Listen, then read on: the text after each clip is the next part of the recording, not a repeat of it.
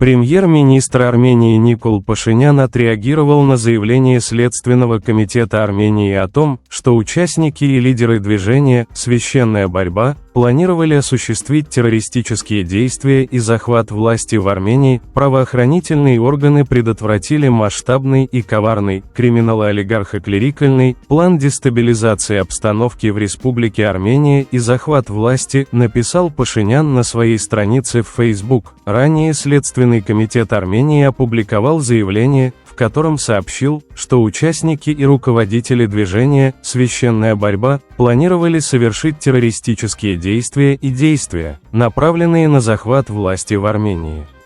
Отмечается, что в рамках уголовного производства, возбужденного по данному факту, проводятся неотложные следственные и другие процессуальные действия.